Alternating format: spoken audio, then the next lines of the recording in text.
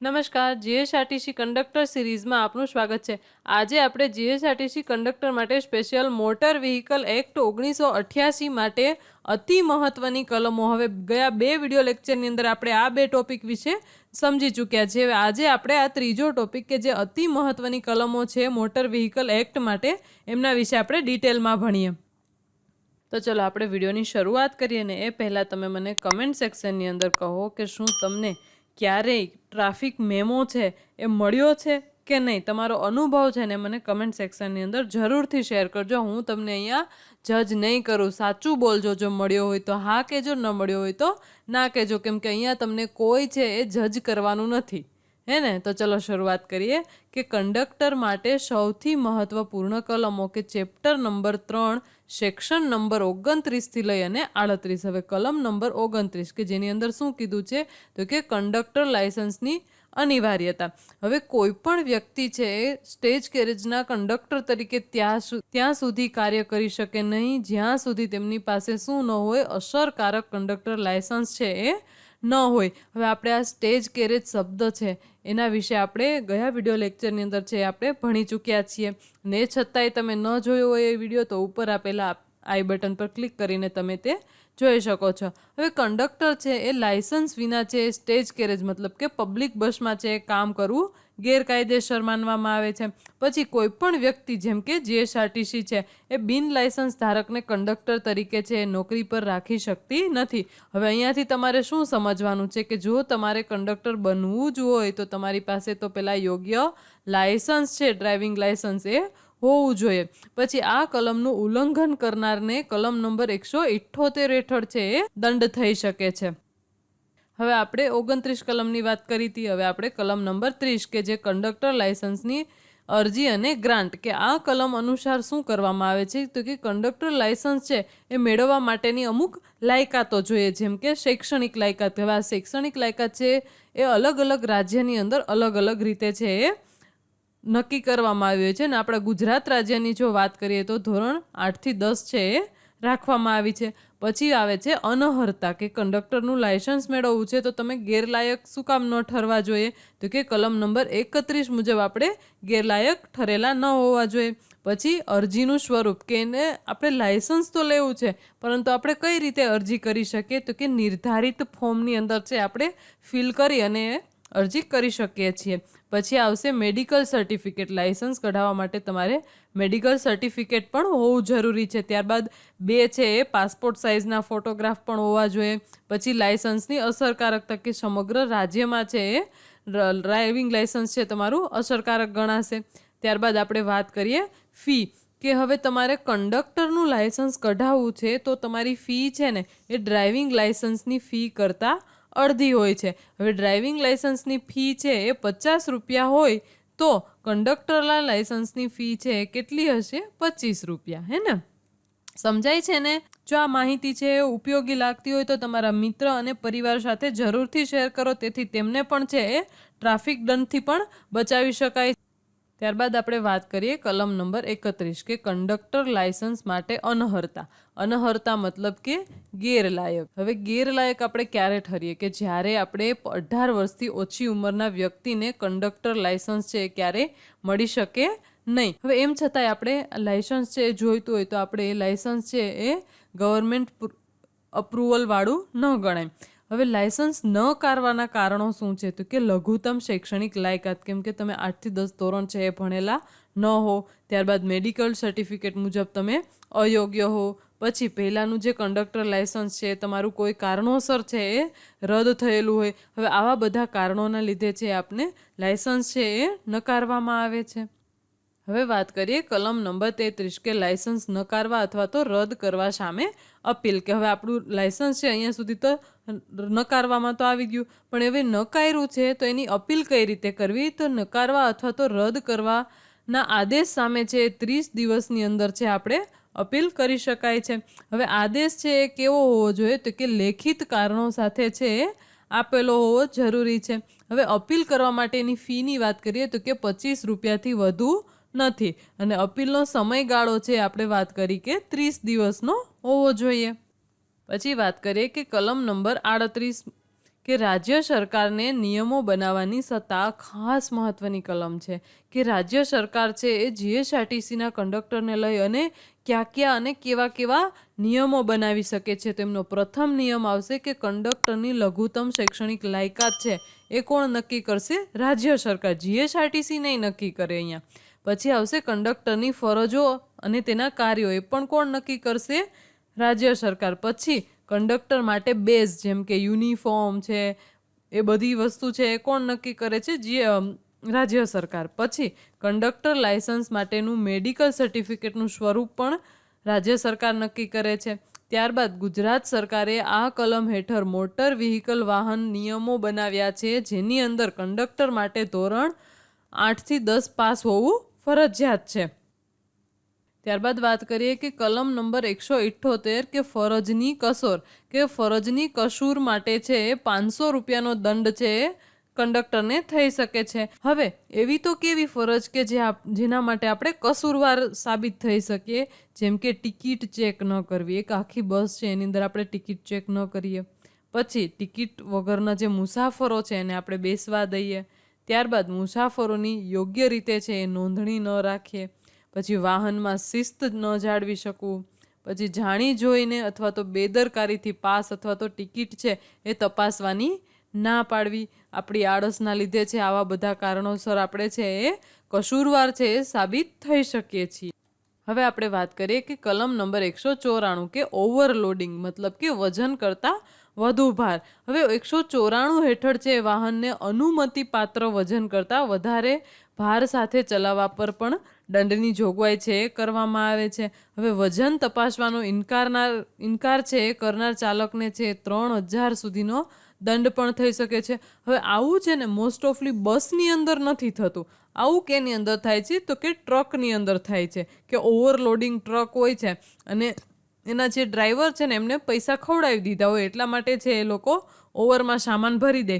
પરંતુ છે એ જો આ લોકો પકડાઈ જાય તો એમને 3000 સુધીનો દંડ કરવામાં આવે છે. ત્યારબાદ વાત કરીએ કલમ નંબર 194 કે વધારાના મુસાફરો. હવે 2019માં અમેન્ડમેન્ટ મતલબ કે સુધારા બિલ છે એના માટે અતિ મહત્વપૂર્ણ છે. હવે આ કલમ અનુસાર 2019ના સુધારા બાદ છે એ ઉમેરવામાં આવી હતી. કઈ કલમ છે આ? છે અહીંયાથી પરીક્ષાલક્ષી ક્વેશ્ચન તમારો બને છે કે કઈ કલમ 2019ના અમેન્ડમેન્ટ બિલ પછી બનાવવામાં આવી હતી? તો કે કલમ નંબર 194A.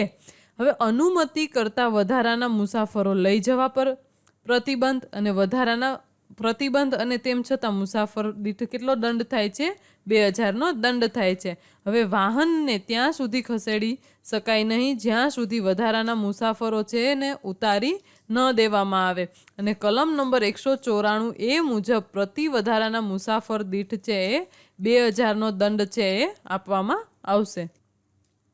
ત્યારબાદ વાત કરીએ કે કલમ નંબર 3 કે ડ્રાઇવિંગ લાયસન્સની અનિવાર્યતા કે કોઈ પણ વ્યક્તિ છે ડ્રાઇવિંગ લાયસન્સ વગર છે વાહન ચલાવી શકતી નથી. લાયસન્સનો પ્રકાર છે એ વાહનના પ્રકાર મુજબ છે હોવો જોઈએ. હવે આ કલમનું ઉલ્લંઘન છે એ સેક્શન 181 હેઠળ છે સજાપાત્ર બને છે. ત્યારબાદ આવે કલમ નંબર 4 ઉપર કે ડ્રાઇવિંગ માટે ઉંમર મર્યાદા 18 વર્ષથી ઓછી ઉંમરના વ્યક્તિ મોટર વાહન ચલાવી શકતા નથી. મોટરસાયકલ સહિત તમામ વાહનો માટે લઘુત્તમ ઉંમર મર્યાદા છે 18 વર્ષ છે અને જ્યારે પરિવહન મતલબ કે ટ્રાન્સપોર્ટ વ્હીકલ માટે ઉંમર મર્યાદા છે 20 વર્ષ કરવામાં આવી છે. અને કલમ નંબર 39 મુજબ વાહન છે નોંધણીની અનિવાર્યતા કે જાહેર સ્થળે કોઈ પણ મોટર વાહન ત્યાં જ સુધી ચલાવી નહીં શકાય જ્યાં સુધી તે નોંધાયેલું ન હોય. પછી નોંધણીની વાત કરીએ તો કે આરટીઓ મતલબ કે આરટીઓનું ફૂલ ફોર્મ જો અહીંયા આપેલું છે કે રિજનલ ટ્રાન્સપોર્ટ ઓફિસ દ્વારા છે એ કરવામાં આવે છે. હવે નોંધણી છે એ નંબર પ્લેટ પર નોંધણી નંબર છે એ નંબર પ્લેટ પર દર્શાવવો ફરજિયાત છે. પછી વાત કરીએ કલમ નંબર 129 કે હેલ્મેટ પહેરવાની ફરજ કે 2019ના અમેન્ડમેન્ટ બિલ પછી છે એ 2 પૈડા વાહનો પર જેમ કે મોટરસાયકલ અને સ્કૂટર ચલાવતી વખતે ડ્રાઈવર અને તેની પાછળ બેસનાર બંને વ્યક્તિ છે એમના માટે હેલ્મેટ ફરજિયાત છે. હવે તમે મને અહીંયા કમેન્ટ સેક્શનની અંદર એક વધારે કમેન્ટ કરો કે નવા ટ્રાફિક નિયમો અને દંડ વિશે તમારું શું માનવું છે. ચલો, એ સારા છે કે નથી સારા? હવે આ હેલ્મેટ છે એ આપણા માટે સારો છે કે નથી, એ તમારે એના વિશે તમારે શું માનવું છે ને તે મને કમેન્ટની અંદર કહો. અને અગાઉ કીધા મુજબ અહીં તમને કોઈ જજ નહીં કરે કે તમારો મંતવ્ય છે ને એ અહીં માયને રાખશે. પછી હવે આ હેલ્મેટ વગર છે એનો દંડ કેટલો થશે તો કે 1000 રૂપિયા, અને પ્લસ 3 મહિના માટે ડ્રાઇવિંગ લાયસન્સ છે આપણું સસ્પેન્ડ થઈ શકશે. અને સેક્શન 194D હેઠળ કલમ નંબર 129ના ઉલ્લંઘન માટેની દંડની જોગવાઈ છે એ છે. પછી કલમ નંબર 146 કે વીમાની અનિવાર્યતા, કે થર્ડ પાર્ટી વીમો છે એ ફરજિયાત છે. પછી આ કલમનું ઉલ્લંઘન છે એ કલમ નંબર 196 હેઠળ છે એ સજાપાત્ર બને છે. અને ત્યારબાદ વીમા વગર વાહન ચલાવવા પર શું થશે તો કે પ્રથમ ગુનો બનશે, અને એ કેટલા હજાર તો કે 2000 દંડ કરવામાં આવશે ને, અથવા તો 3 મહિનાની જેલની સજા થશે. અને જ્યારે બીજો ગુનો બનશે ત્યારે કેટલા 4000 દંડ અને 3 મહિનાની જેલની સજા થશે. ત્યારબાદ આવે છે કલમ નંબર 181 કે લાયસન્સ વિના છે વાહન ચલાવવું, કે કલમ નંબર 3 અને 4ની વિરુદ્ધ વાહન ચલાવવા પર છે એ આ કલમ લાગુ પડે છે. અને 2019ના સુધારા બિલ પહેલાં છે એ આ 500 રૂપિયા દંડ હતો, અને હાલની અંદર છે એ 5000 રૂપિયા દંડ પ્લસ 3 મહિના સુધીની જેલની સજા થઈ શકે છે. અને સેક્શન 181 મુજબ છે દંડ 500થી વધારીને કેટલો કરવામાં આવ્યો છે?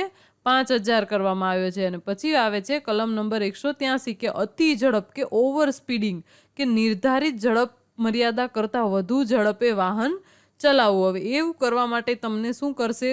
દંડ ભરવામાં આવશે. તો કેટલો દંડ? તો કે 1000થી લઈને 2000 મુજબ છે એ તમને દંડ કરવામાં આવશે. અને મધ્યમ પેસેન્જર વાહન જેમ કે બસ માટે દંડ છે કેટલો રહેશે? 2000 રૂપિયા. કલમ નંબર 185 કે દારૂના નશામાં વાહન ચલાવવું, 2019ના સુધારા બિલ પહેલા છે એ 2000 રૂપિયા દંડ છે એ કરવામાં આવતો હતો દારૂના નશાના વાહન ચલાવવા બદલ. પછી હવે કેટલો દંડ કરવામાં આવે છે તો કે 10,000 રૂપિયા દંડ અને 6 મહિનાની જેલની સજા છે એ કરવામાં આવે છે. પછી પુનરાવૃત્તિ, મતલબ કે 3 વર્ષની અંદર જ તમે પાછું આવું કરો છો. એક વખત તમે ઓલરેડી પકડાઈ ગયા આવી રીતે દારૂ પીને વાહન ચલાવવામાં, અને પાછું છે એ તમે પકડાઈ જાઓ 2 જ વર્ષની અંદર અથવા તો 3 વર્ષની અંદર, તો તમારે કેટલા રૂપિયા દેવા પડશે? 15,000 રૂપિયા. અને પહેલાં તમારે 6 મહિનાની જેલની સજા થઈ હતી, હવે કેટલા વર્ષ સુધી? તો કે 2 વર્ષ સુધી છે એ તમારે જેલ ભરવી પડે. પછી આવે છે રક્તમાં આલ્કોહોલની મર્યાદા, કે 30 મિલીગ્રામ પ્રતિ 100 મિલીલીટર. હવે આ શું છે તો કે આપણે છે એ જ્યારે પણ દારૂ પી અને વાહન ચલાવતા હોય અથવા અને એક્સિડન્ટ થાય તો છે એ પોલીસ આવે અને બધી ખબર પડે તો તમારે શું થશે તો કે તમારા બ્લડના સેમ્પલ છે ને એ કલેક્ટ કરશે અને પછી છે એ લેબમાં મોકલશે. હવે આ બધી પ્રોસેસની અંદર છે તમારા લોહીની અંદર છે એ આલ્કોહોલની મર્યાદા કેટલી હોવી જોઈએ કે 30 મિલીગ્રામ પ્રતિ 100 મિલીલીટર એ તમારી બ્લડની અંદર આલ્કોહોલની મર્યાદા હોવી જોઈએ. જો આનાથી વધારે થાય તો આ પોલીસ કેસ બને છે અને તમારે છે બધી પોલીસ કાર્યવાહીમાંથી છે પાસ થવું પડે. પછી વાત કરીએ કલમ નંબર 192A કે પરમિટ વિના વાહન ચલાવવું, કે પરમિટ વિના વાહન ચલાવવા પર શું થશે તો કે દંડ. હવે પરમિટ મતલબ કોની પરમિટ તો કે આરટીઓની પરમિટ વગર છે અહીંયા કરવાનું વાહન ચલાવવું એ ગુનો છે. હવે અહીંયા 2019નું જે સુધારા બિલ છે એની અંદર કેટલો દંડ થશે હાલમાં તો કે 10,000 દંડ થશે. જ્યારે આ બિલ નહોતું ત્યારે 5,000 દંડ થતો હતો અને અત્યારે પુનરાવૃત્તિ પર 6 મહિનાથી 1 વર્ષની જેલની સજા પણ થઈ શકે છે. હવે વાત કરીએ કલમ નંબર 196 કે બિન વીમાકૃત વાહન ચલાવવું, કે પ્રથમ ગુનો છે બિન વીમાકૃત પ્રથમ ગુનો છે એ 2,000 રૂપિયા દંડ કરવામાં આવશે અને 3 મહિનાની જેલની સજા. હવે એ જ ગુનો છે તમે બીજી વાર કરશો તો 4,000 દંડ અને 3 મહિનાની જેલની સજા. હવે ત્યારબાદ અતિમાં અતિ મહત્વની કલમ કે જે છે 199A મુજબ કિશોરો દ્વારા વાહન ચલાવવું.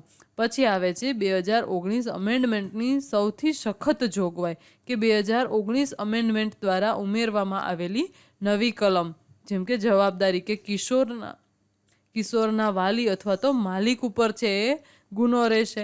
પછી સજાની વાત કરીએ તો કે 3 વર્ષ સુધીની એની જેલની સજા અથવા તો 25,000 રૂપિયા છે એને દંડ થશે.